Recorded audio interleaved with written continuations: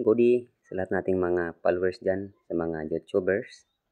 Salamat sa inyong mga kanunay nga pagtan-aw sa mga vlog sa mga kauban natong mga vlogger. Kung sino yung hindi interesado sa aking sasabihin, huwag na kayong manood. Kasi ito sa akin, sa ano ko lang to sa kalooban about kay BP Inday Sara. Kasi ngayong may problema sa Cebu City dahil sa Cebu, sa probinsya ng Cebu, dahil sa lindol. Andun si BP Sara. Siya yung halos nauna doon na pumunta na pinakamataas na opisyal sa ating bansa. Kasi alam niya na yung mga tao doon nangangailangan talaga ng agad-agarang lunas sa mga gutom, tubig, kahit ano. Kasi alam mo naman ang lindol, di natin alam kung ano mga magiging pinsala.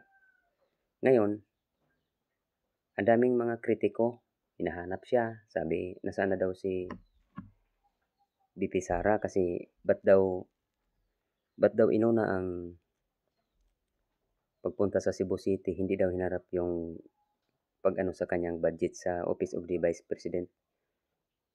Hindi niyo iniisip na buhay ang mga buhay ang mga nawawala doon at saka may mga buhay yung nangangailangan ng kaagad-agarang tulong. Hindi niyo iniisip yun. Iniisip niyo budget.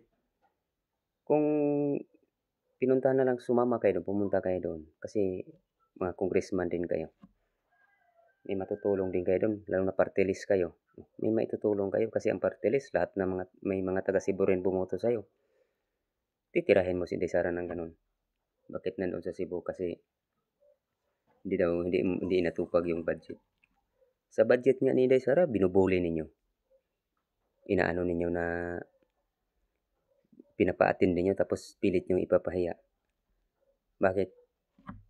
Sinasabi ninyo na ginastos ni Inday Sara yung kanyang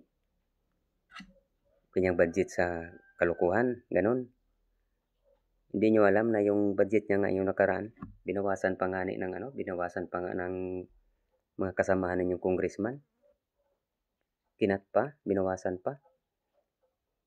O tingnan niyo ngayon, nagkaipon-ipon na yung bawas. Pumasok na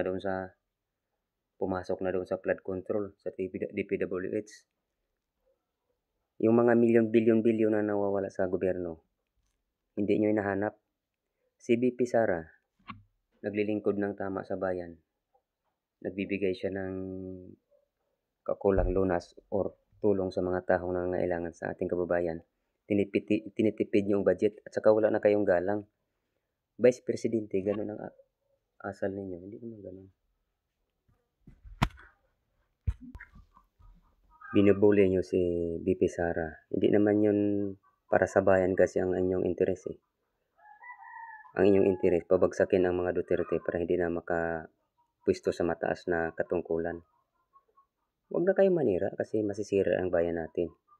Gumawa kayong kabutihan sa ating bansa kasi ang tao na mismo ang magsisigaw sa pangalan niyo na kung pwede kayong iluklok na bilang isang pinuno ng ating bayan. Huwag niyong gamitin ng mga ibang tao para kayo umangat.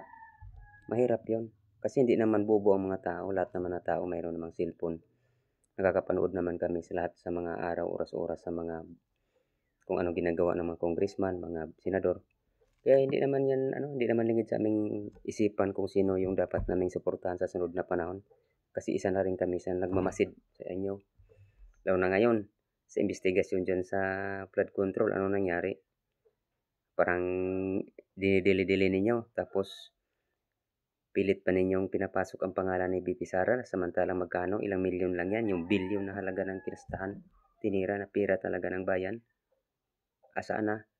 Ba't takot kayo mag-imbestiga ng walang congressman na halos gagalaw. Kunti lang gumagalaw dyan na congressman. Saludo ako sa iyo, Kiko Barsaga, congressman. Mabuti ka pa. Kasi nagpapalabas ka talaga sa iyong tamang kaisipan at lumalaban ka sa korupsyon. Salamat. Ganun talaga dapat ang isang congressman. Tinitignan yung kapakanan ng bayan, hindi yung kinakapakanan ng kasamahan, kapakanan nila kasi may diskarte sa buhay na gustong manalo sa sunod. Gusto ng Naku, 'wag naman. Mas lalong hihirap ang bansa natin, mas lalong gaganon. Dahil sa mga taong manunungkulan ng mga crab mentality, sinisira yung kapwa para lang mananalo. Sorry, hindi kayo mananalo. Thank you.